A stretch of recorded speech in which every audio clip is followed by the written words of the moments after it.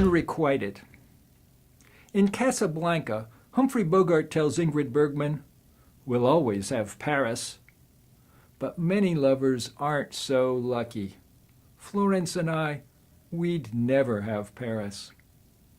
I met Florence at a college mixer and found her immensely attractive because she claimed to have a boyfriend back home. Remember, this was 1966. I was, as most students I knew, ignorant about birth control.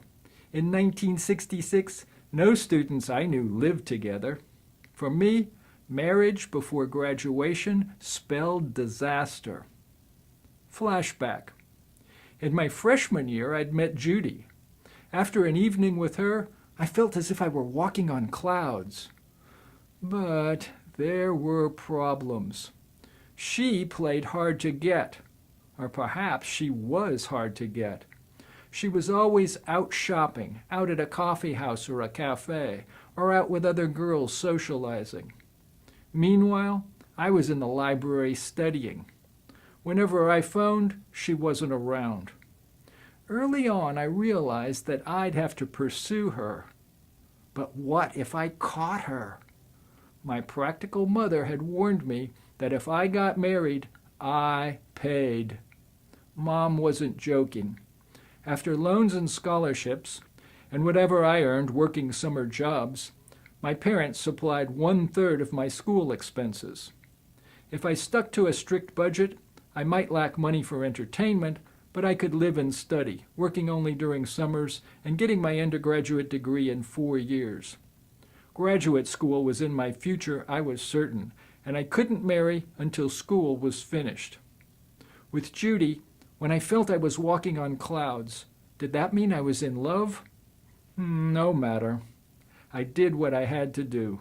Avoided Judy. Was I being excessively cautious?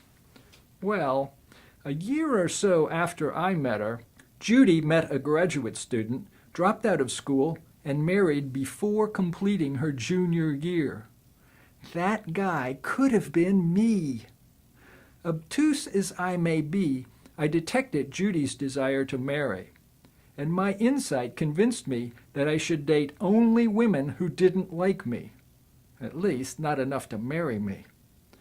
Of course, much sooner than I intended or admitted, I fell in love with Florence. But I repressed such dangerous feelings.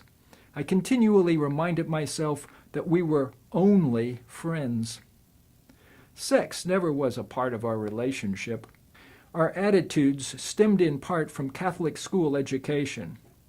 When we were young, nuns had indoctrinated us. The Brides of Christ did not encourage elementary school students to be firefighters, nurses, or plumbers. We should strive, they said, to be virgin martyrs. And long after rejecting the nuns, some of their ideals remained buried but not discarded in the black closets of the subconscious. Dating through sophomore year, Florence and I always handled burning passion with thick oven mittens, putting it aside to cool. What did we do to pass the time? Mostly talk. Conversation with her was always easy and pleasant. But Florence was not happy at St. Louis University. I longed to charge to her rescue, but I saw no villain, no dragon. How could I save the day?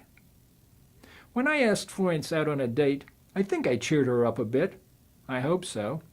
After all, going out with me must have been better than nothing, or she'd have told me to get lost.